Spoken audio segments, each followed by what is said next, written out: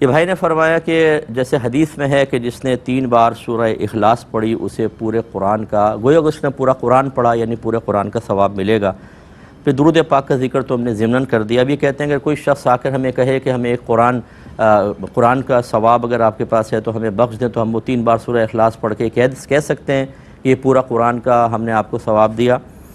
دیکھیں ایسا نہیں کہہ سکتے، کیونکہ ہمارے عرف میں جب کوئی آ کر ڈیمانڈ کرتا ہے کہ یار اگر آپ نے کوئی قرآن پڑھا ہے اس کا ثواب ایصال کر دیں، تو وہ یہی کہہ رہا ہوتا ہے کہ 30 سپارے پڑھے ہیں تو، کیونکہ ہمارے یہی مطلب جب ڈیمانڈ ہوتی ہے یا کہا جاتا ہے اس ثواب کو طلب کیا جاتا ہے تو اسی قصد و ارادے کے ساتھ۔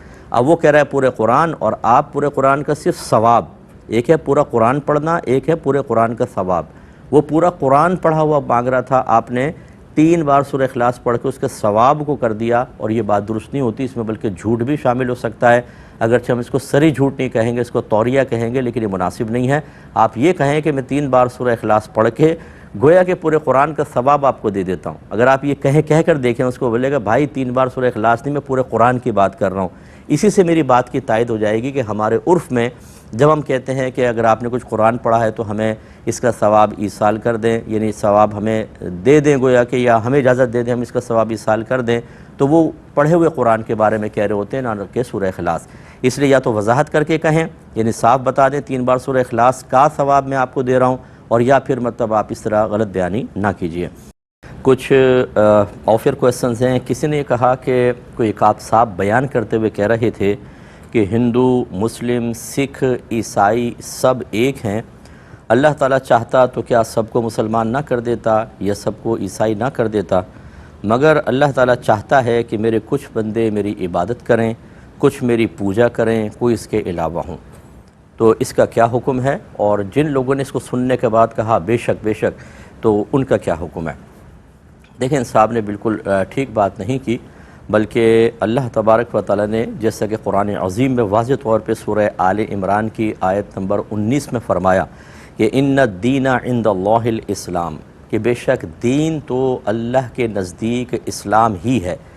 اور اسی سورہ آل عمران کی آیت نمبر 85 میں اللہ تعالیٰ نے فرمایا کہ وَمَن يَبْتَغِي غَيْرَ الْإِسْلَامِ دِينًا، جس نے اسلام کے علاوہ کسی اور دین کو تلاش کیا، یعنی اس کو اختیار کر لیا، تو فَلَا يُقْبَلَ مِنْهُ، تو وہ دین اس سے قبول نہ کیا جائے گا، وَهُوَ فِي الْآخِرَةِ مِنَ الْخَاسِرِينَ، اور وہ آخرت میں خسارہ اٹھانے والوں میں سے ہوگا۔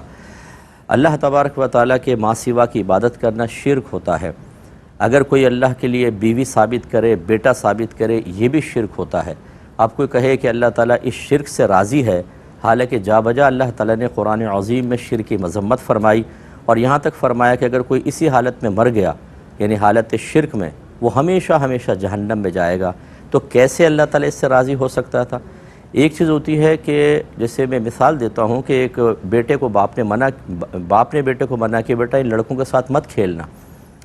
کچھ عرصے بعد باپ آیا تو بیٹا انہی کے ساتھ کھیل رہا تھا، تو باپ نے یہ سوچ کر کہ ابھی میں اس کو ماروں گا، پیٹوں گا، ڈانٹوں گا، یہ ڈسہارٹ ہوگا، گلٹ فیل کرے گا، وہ دیکھ کر چلا گیا کہ گھر آئے گا تو پھر میں کروں گا۔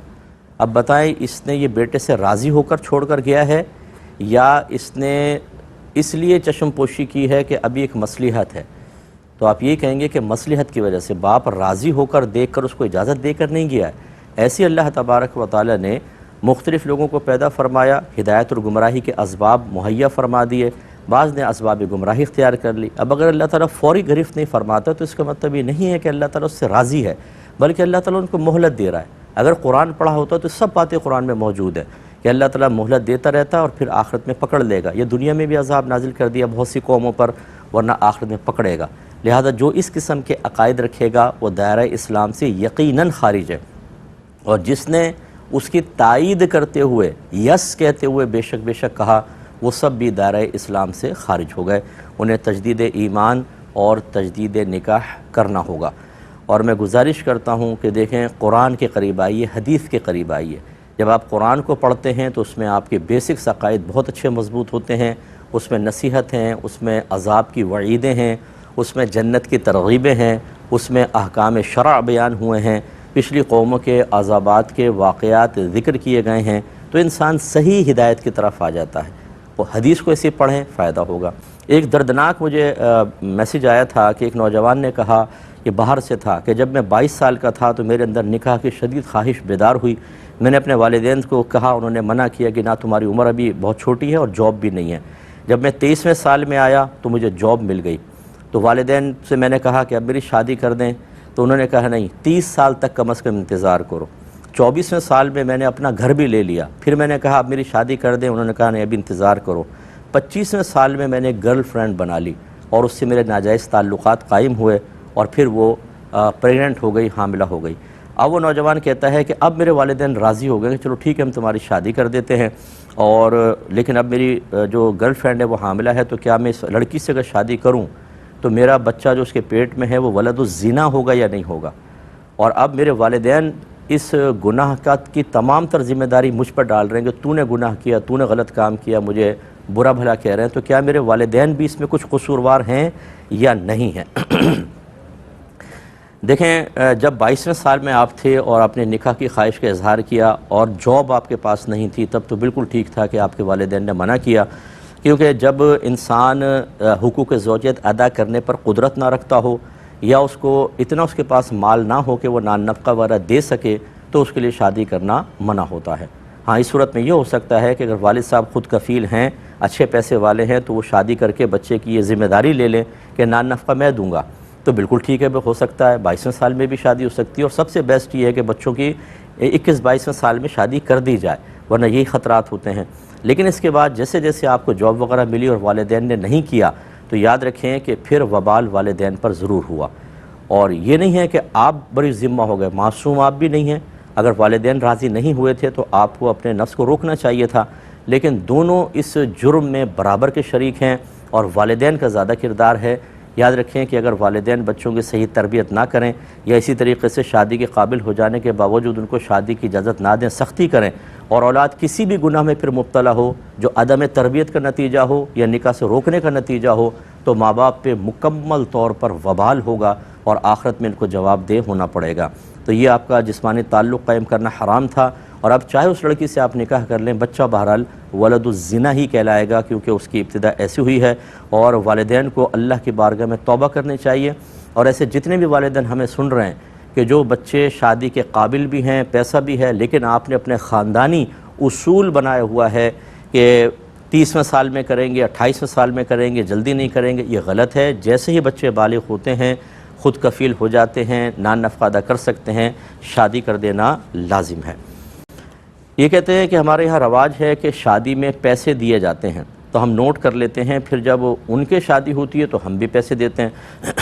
تو کبھی ایسا ہوتا ہے انہوں نے 1000 دیا تو ہم نے 1500 دے دیا، تو یہ جو ہم زیادہ دیتے ہیں یہ سود کے زمرے میں آتا ہے یا نہیں آتا؟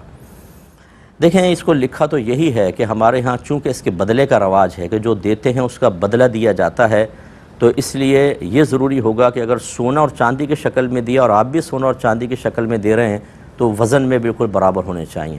یعنی اگر سونا دیا تھا آپ بھی سونا دے رہے ہیں تو وزن برابر ہونا چاہیے، اگر چاندی ہے ادھر بھی چاندی تو وزن برابر۔ ہاں، انہوں نے سونے کا سیٹ دیا، آپ چاندی کا سیٹ دے رہے ہیں تو وزن میں کمی بیشی ہو سکتی ہے، اسی طرح جسٹ اپوزٹ۔ اور اسی طرح کیش وغیرہ جو ہے، جو کرنسی ہمارے یہاں چلتی ہے جس کو ثمن اصطلاحی کہتے ہیں، اس میں کم و بیشی سے کوئی مسئلہ نہیں ہوتا، کم زیادہ ہو سکتا ہے، اس میں سود متحقق نہیں ہوگا۔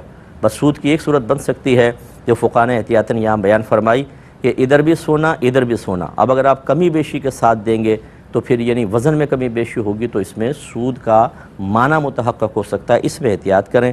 اور عمومی طور پہ کوئی اس طریقے سے بدلے دیتا نہیں ہے، لیکن بہرحال ہو تو احتیاط کرنی ہوگی۔ ایک انہوں نے کہا کہ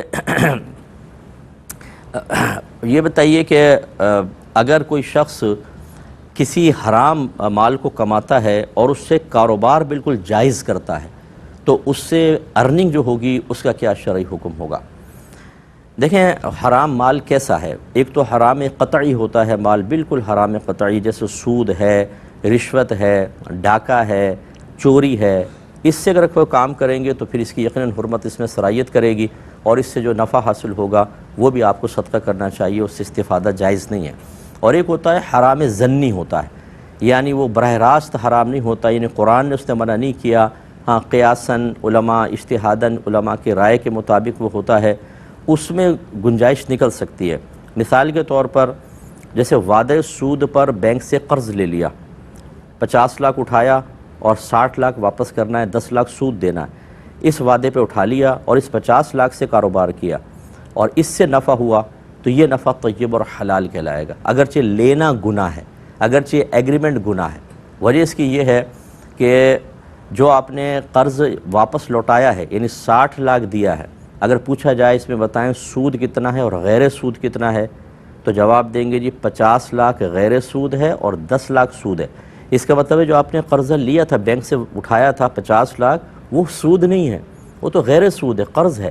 اس کے اوپر جو نفع دیں گے وہ ہوگا سود۔ اس کا مطلب آپ نے تو 50 لاکھ سے کیا ہے، نہ کہ اس پہ جو 10 لاکھ سود بنا تو اس سے کاروبار، اس سے جو کچھ حاصل ہوگا وہ طیب اور حلال کہلائے گا۔ لیکن بہرحال یہ وعدہ سود پر اس طرح کے ایگریمنٹ کر کے اور حرام مال لینا یہ بھی شرعاً جائز نہیں ہے، اس میں احتیاط کرنی چاہیے۔ ایک کسی نے کہا کہ جو ولی یا نبی مردے کو زندہ کر سکتا ہے، کیا وہ خود بھی مر سکتا ہے؟ یہ ایک طنزاً کہا کہ اگر تم یہ کہتے ہو کہ کوئی نبی کسی کو بطریق معجزہ زندہ کر سکتا ہے، ولی بطریق کرامت، پھر وہ خود کیوں فوت ہو گئے؟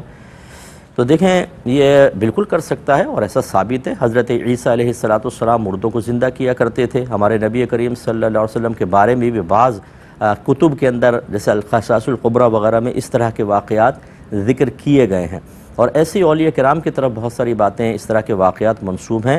تو بطریق معجزہ، بطریق کرامت ایسا پاسبل ہے۔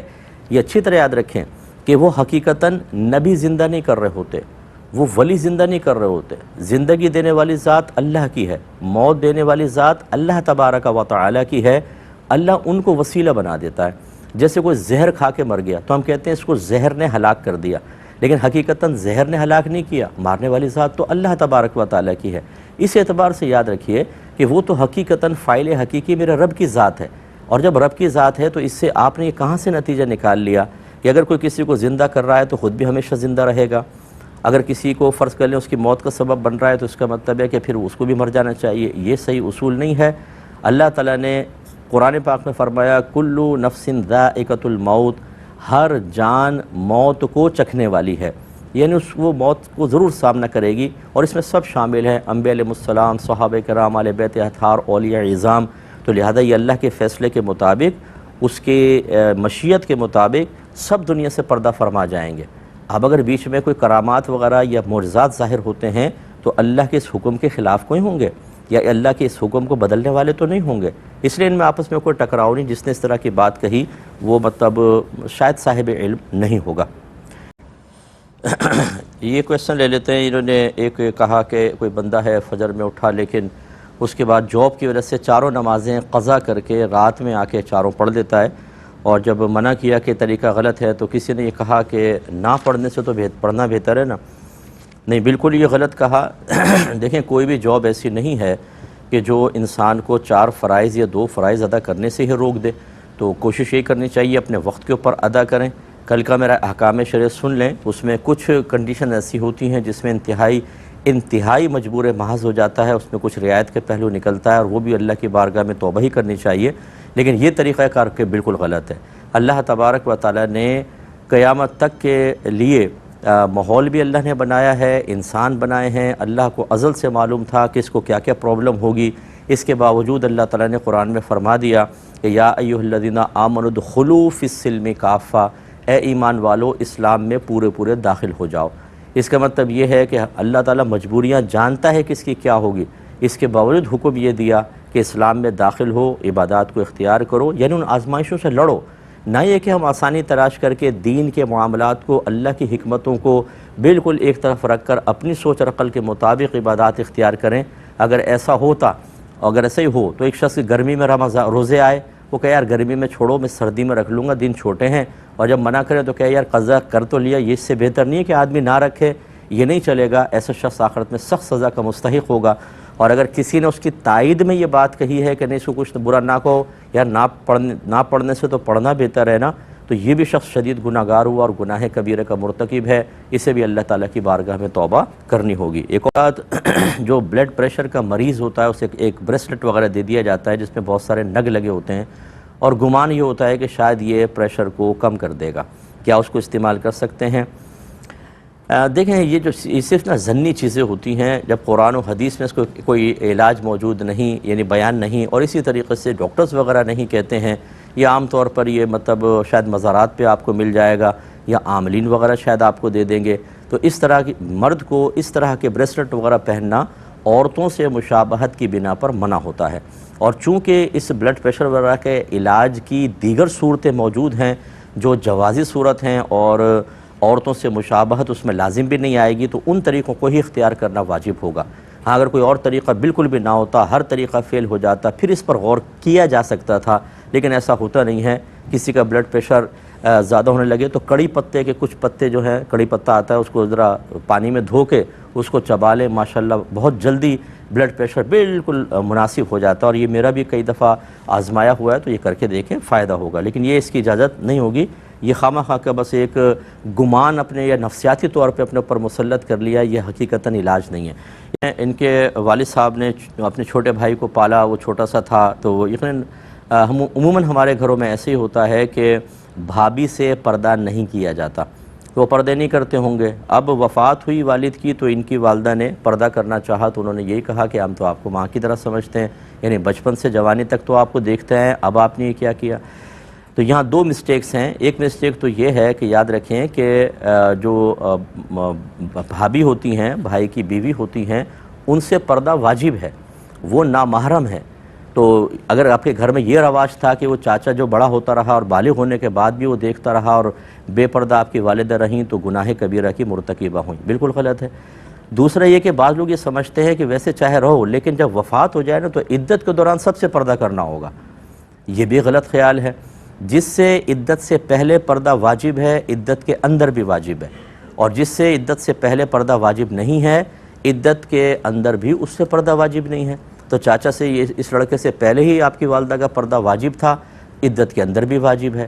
تو لیکن چونکہ آپ نے پہلے اپنے ہی مطلب معذرت کے ساتھ یہ لفظ عرض کر رہا ہوں کہ آپ نے اپنا ہی ایک اصول بنایا ہوا تھا کہ عدت کے علاوہ تو بے پردگی جائز ہے، لیکن عدت کے بعد بہت زیادہ احتیاط کرنی پڑتی ہے۔ اور یہ عمومی طور پہ وہی لوگ کہتے ہیں کہ جنہیں بیچاروں کو علم نہیں ہوتا، وہ دوران عدت نئی کنڈیشنز لگانے کی کوشش کرتے ہیں، دیکھو بھی عدت میں یہ بھی نہیں ہوگا، یہ بھی نہیں ہوگا، یہ بھی نہیں ہوگا، حالانکہ اس سے پہلے بھی ویسے ہی شرعی احکام ہوتے ہیں۔